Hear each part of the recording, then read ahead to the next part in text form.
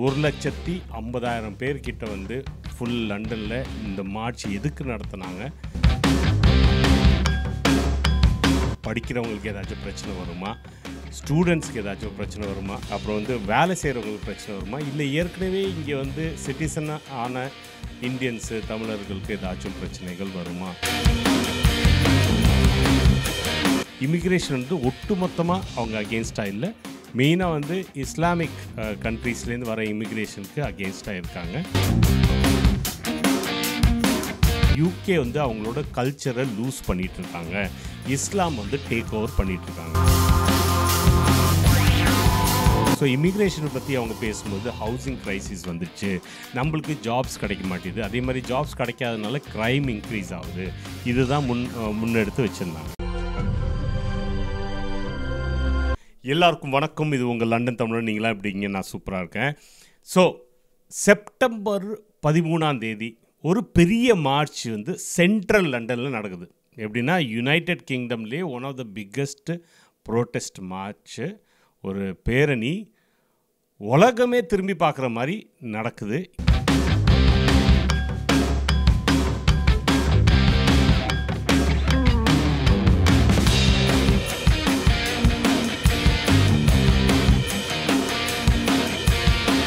எனக்கு அப்பையிலேருந்து இது வரைக்கும் ஓயாமல் எனக்கு வந்து கால்ஸ் வந்துகிட்டே இருக்குது.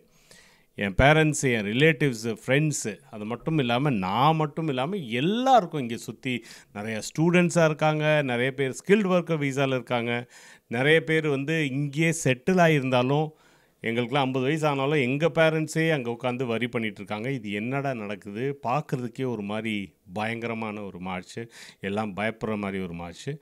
இதில் நிறைய வந்து அவங்கவுங்க ஸ்டோரியை சொல்லிகிட்டு இருக்காங்க. நான் இங்கே இங்கிலாண்டில் இருக்க ஒரு தமிழனா, நான் இங்கே என்ன நடக்குதுன்னு உங்களுக்கு எடுத்துகிட்டு வந்து கொடுக்குறேன். ஃபேக்ட்ஸ் அப்படியே தான் சொல்ல போகிறேன், என்னோட ஒரு ஒப்பீனியனும் இங்கே இல்லை.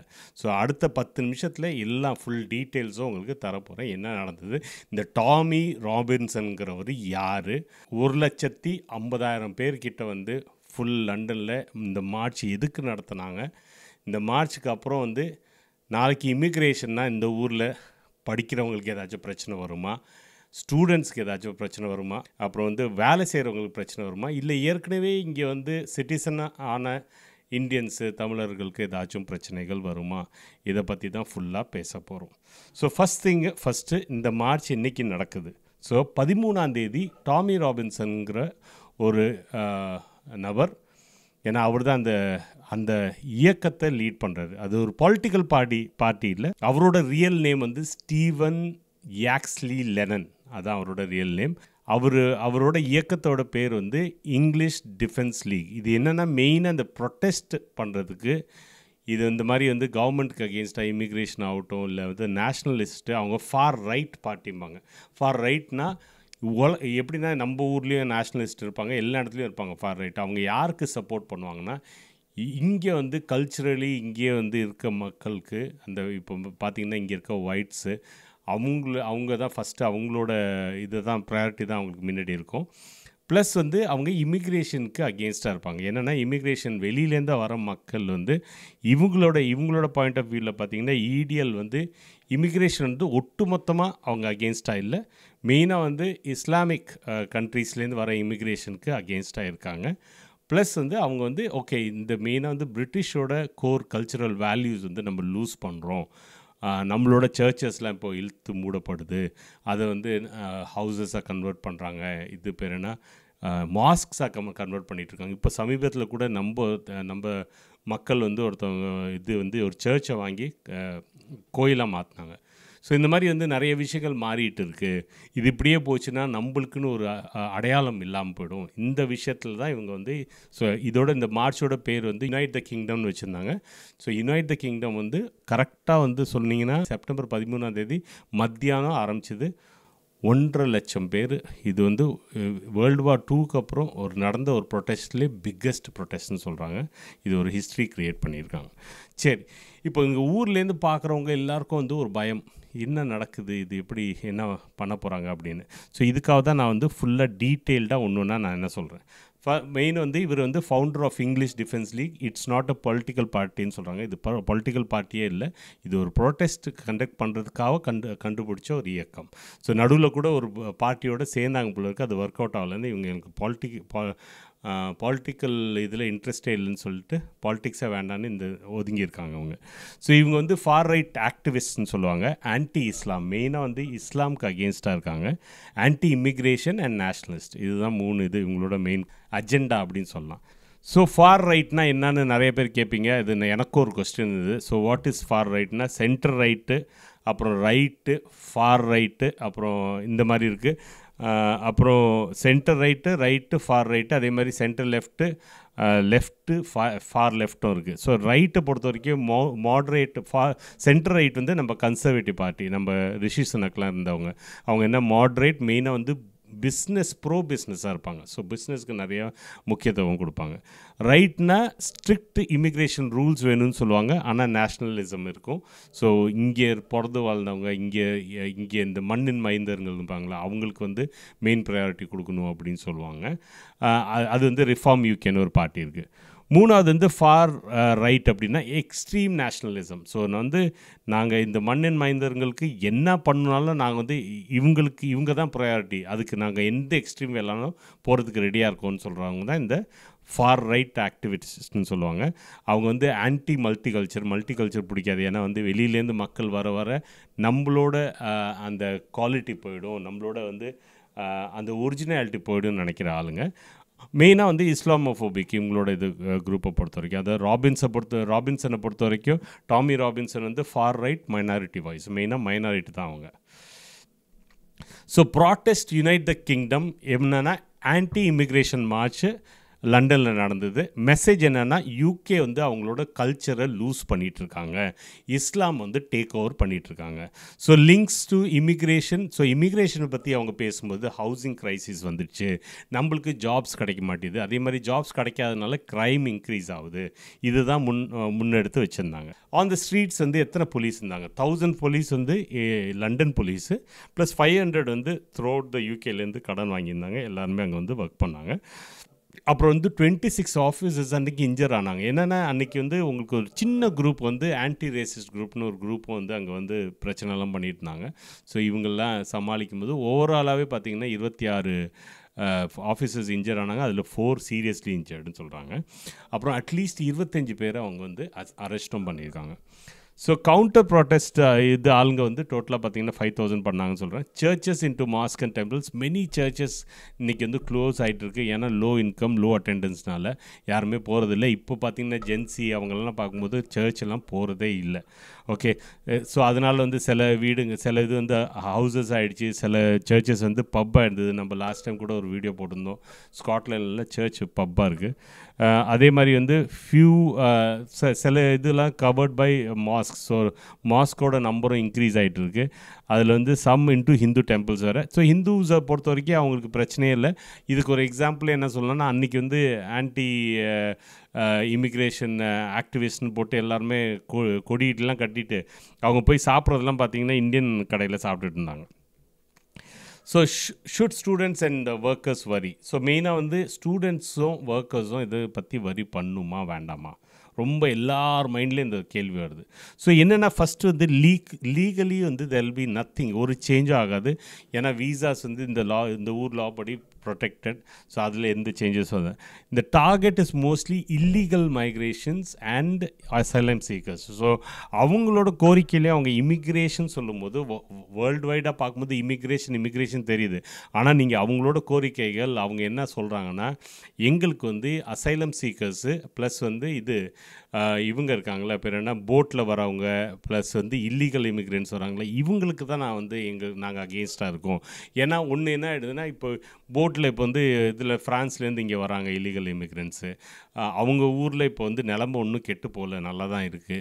அவங்க கெட்டு போனாலும் அவங்க என்ன சொல்கிறாங்கன்னா, இப்போ வந்து இது என் கண்ட்ரியோட ரெஸ்பான்சிபிலிட்டி இல்லை.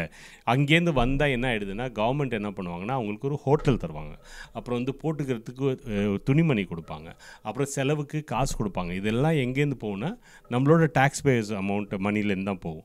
அது மட்டும் இல்லை, இப்போ வந்து நிறைய இமிக்ரேட்டன்ஸ் வரும்போது வந்து நிறைய குழந்தைங்கள பெற்றுக்கிட்டு அவங்க வந்து வேலைக்கே போகிறதில்ல. ஸோ கவர்மெண்ட்டோட ஃபண்ட்லேயே உயிர் வாழ்கிறது. ஸோ அவங்க வந்து பெனிஃபிட்ஸ்லேயே, இந்த ஊரில் பெனிஃபிட்னு சொல்லுவாங்க, நீங்கள் வேலைக்கு போகலைன்னா கவர்மெண்ட் வந்து உங்களுக்கு தங்குறதுக்கு இடம் கொடுக்கணும்,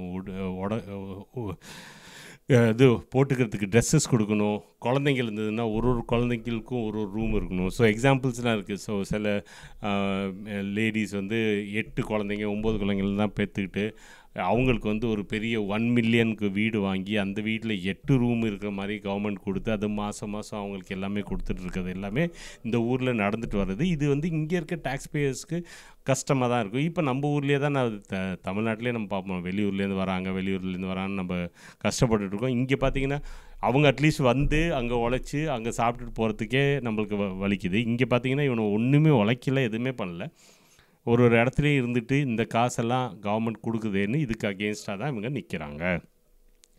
so for right may not ஆனால் இதில் என்ன ப்ராப்ளம்னா, இப்போ வந்து இந்த மாதிரி ஒரு மூமெண்ட் வந்துச்சுன்னா இவங்க வந்து இப்போது போய் வெளியில் பார்க்கும்போது இவங்க யார் அவங்க யாருன்னு ஃபில்டர் பண்ணிகிட்டு இருக்க மாட்டாங்க. ஒரு வெள்ளையாக இல்லைன்னா வேறு கலரில் இருந்தால் எல்லாருக்கும் அந்த இது தான் கிடைக்கும். ஸோ அது ஒரு டேஞ்சர் இருந்துகிட்டே இருக்குது. அவங்களுக்கு புரியாது இது இல்லீகலா இவன் லீகலா அப்படின்னு புரியாது. எல்லாரையும் ஒரே சமமாக தான் பார்ப்பாங்க. அதுலேயே வந்து படித்தவங்க தான் கொஞ்சம் ப்ராப்பராக அவங்களுக்கு புரியும் யார் எப்படி இருக்காங்கன்னு. ஸோ என்னென்னா மெயினாக வந்து இந்த மாதிரி ப்ரொட்டஸ்ட் நடக்கும்போது நம்ம ஆளுங்கள்லாம் நம்ம பக்கத்தில் போகாமல் அந்த ஏரியாலேயே போகாமல் இருந்தாலே போதும். இது வந்து ஒரு டைமில் ஹைப்பாக இருக்கும், அதுக்கப்புறம் அது பாட்டுக்கு குவாய்ட் ஆகிடும். அப்புறம் வந்து இந்தியன்ஸை பொறுத்த வரைக்கும் இங்கே வந்து எல்லாருமே வேல்யூடு, NHS ஆகட்டும் ஐடி ஆகட்டும், நம்ம கரெக்டாக டேக்ஸ் எல்லாம் கட்டிகிட்டு இருக்கிறதுனால அவங்களுக்கு நம்ம மேலே ஒரு மரியாதை இருக்குது, அங்கே இஷ்யூஸ் இருக்காது. அப்புறம் வந்து ஃப்யூச்சர் ஆஃப் தீஸ் ப்ரொட்டஸ்ட் என்ன ஆகும் இதுக்கு அப்புறம் அப்படின்னா, Robinson plans for more marches, நிறைய மார்ச்சஸ் திருப்பி பண்ண போகிறாங்க. இதுதான் அவன் வேலை, இதுதான் அவரோட வேலை. அவர் இது முன்னாடியும் பண்ணியிருக்காரு, இன்னமும் பண்ண போகிறாரு. Historically far right rises and falls. எப்படின்னா ஃபார் ரைட் வந்து ஹிஸ்டாரிக்கலி நிறைய டைம் பார்த்திங்கன்னா இந்த மாதிரி ஒரு பயங்கர பூம் வரும், அதுக்கப்புறம் டப்புன்னு குவாய்ட் ஆகிடும். இதுதான் வந்து ஒரு எல்லாரும் பேசிட்டு இருப்பாங்க, அப்புறமா காணாமல் போய்டும். ஏன்னா வந்து மெஜாரிட்டி வந்து யாருமே வந்து அதுக்கு சப்போர்ட் பண்ணுறதில்ல. So no mainstream political support, எந்த மெயின் ஸ்ட்ரீம் பொலிட்டிக்கல் பார்ட்டியும் அதை சப்போர்ட் பண்ணுறதில்ல. UK majority rejects racism and extremism. So majority of UK மக்கள் வந்து எக்ஸ்ட்ரீமிசமும் சரி ரேசிசமையும் ரிஜெக்ட் பண்ணுவாங்க. ஸோ அதுக்கு அவங்களுக்கு சப்போர்ட் கிடைக்காது. இமிக்ரேஷன் பாலிசிஸ் எப்படின்னா, இந்த மாதிரி பெரிய பெரிய போராட்டங்கள் இது வந்து இமிக்ரேஷன் பாலிசியை டிசைட் பண்ணாது. இமிக்ரேஷன் பாலிசியை டிசைட் பண்ணுறது வந்து பார்லிமெண்ட் அண்ட் ஹோம் ஆஃபீஸ் மட்டும்தான். உங்களோட லீகல் ரைட்ஸ் வந்து எஃபெக்ட் ஆகாது. ஹிந்துஸு, ஸ்டூடெண்ட்ஸு, ஒர்க்கர்ஸு எல்லாருமே தே வில் ரிமெயின் சேஃப். இதில் வந்து எந்த பிரச்சனையும் வராது. ஃபார் ரைட் வந்து லவுடாக இருக்கும், பட் வந்து அவங்கள்ட்ட மெஜாரிட்டி இல்லை.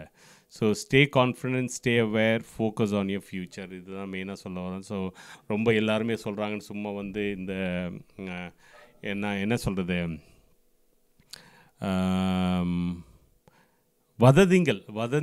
நிறைய வதந்தி வந்துட்டுருக்கு, ரூமர்ஸ் வந்துட்டுருக்கு. அதை பார்த்து வந்து பயப்படாதீங்க. இந்த ஊர் வந்து இன்னும் வந்து it's a land of opportunity. இந்த 150K அப்படின்னு சொல்லும்போது பெருசாக தெரியும். நம்ம லண்டன்லேருந்து மட்டும் மக்கள் வந்திருந்தாலே வந்து இது வந்து 1.67 தான். 9 மில்லியன் மக்கள் வந்து லண்டனில் மட்டும் இருக்காங்க. ஸோ இந்த இதுக்கு வந்து இந்த ரேலிக்கு வந்து வந்த மக்களோட எண்ணிக்கைன்னு பார்த்தீங்கன்னா 1.67 தான் வந்திருக்காங்க. ரவுண்ட் பண்ணால் 1.7ன்னு வச்சுக்கோங்க. ஆனால் இது வந்து லண்டன்லேருந்து மட்டும் வரல, வெளியூர்லேருந்து நிறைய இடத்துலேருந்து வந்திருக்காங்க. ஸோ லண்டன் பாப்புலேஷன் வந்தால் ஒரு 0.5% கூட இருக்காதுன்னு நினைக்கிறேன். அது கரெக்டாக நம்மளால் துல்லியமாக சொல்ல முடியாது. பட் 1% இருந்தால் கூட அது வந்து பெரிய நம்பர் இல்லை. அது மட்டும் இல்லை, இது மெஜாரிட்டியான பாப்புலேஷன் வந்து இந்த மாதிரி விஷயங்களில் சப்போர்ட் பண்ணாது. ஸோ பயப்படாதீங்க, எல்லாருமே சேஃபாக இருங்க. இந்த மாதிரி ஈவெண்ட்ஸ் நடக்கும்போது அந்த ஏரியாவுக்கு போகாதீங்க. ஏன்னா தேவையில்லாத ஏதாச்சும் விஷயம் நடக்கும்போது நம்ம மாட்டிக்க விடாதாங்க. வேறு இன்னொரு விஷயம் வந்து நீங்கள் என்னென்ன பண்ணணுன்னா, இங்கே லோக்கலாக இருக்க வெள்ளை மக்களோ இவங்களோட போய் இன்டெகிரேட் ஆகுங்க. வந்தீங்கன்னா தமிழ் மக்களோடையே சுற்றிட்டு தமிழ் மக்களோடய போயிட்டு இருந்தீங்கன்னா இது வந்து என்றைக்கும் இவங்க கூட ஒட்ட மாட்டீங்க. ஸோ அவங்க என்ன சொல்கிறாங்க, இப்போ ஓவராலாக பார்க்கும்போது நம்ம இன்டெகிரேட் ஆக மாட்டோம், நம்ம பாட்டுக்கு தனியாக போகிறோம், தனியாக ஆரம்பிக்கிறோம். ஸோ இந்த ஊரே பிரிஞ்சிட்டு இருக்குது, நிறைய டிவைடடாக இருக்குது, அதான் சொல்கிறாங்க. ஸோ நீங்கள் இன்டெகிரேட் ஆகுங்க, அவங்க கூட பழகுங்க, அவங்க கூட இருங்க. ஸோ அப்போ தான் வந்து அவங்கள ஒரு அர்த்தம்னா அவங்களும் ஏற்றுக்க முடியும். நம்ம ஊர்லேயே வந்து இப்போ பார்த்தீங்கன்னா நார்த் இந்தியாவில் வந்து அவங்க பாட்டுக்கு அங்கே இருந்தாங்கன்னா அது வேறு விஷயம். பட் வந்து ஒரு நம்ம கம்யூனிட்டிக்குள்ளே இன்டெகிரேட் ஆகும்போது நம்மளில் ஒருத்தங்களாக நம்ம பார்க்க ஆரம்பிப்போம். ஸோ அதுதான் பண்ணும். நிறைய ஃப்ரெண்ட்ஷிப் லோக்கலாக பிடிங்க, நிறைய நெட்வொர்க்கிங்லாம் போங்க. இன்னும் நீங்கள் என்ன பண்ணுறீங்கன்னு நிறைய பேருக்கு சொல்லுங்கள். ஸோ அவங்களுக்கு தெரியட்டும் நீங்கள் என்ன கான்ட்ரிபியூஷன் பண்ணுறீங்கன்னு. All the best, don't worry, இது இப்படி இதுவும் கடந்து போகும். தேங்க்யூ.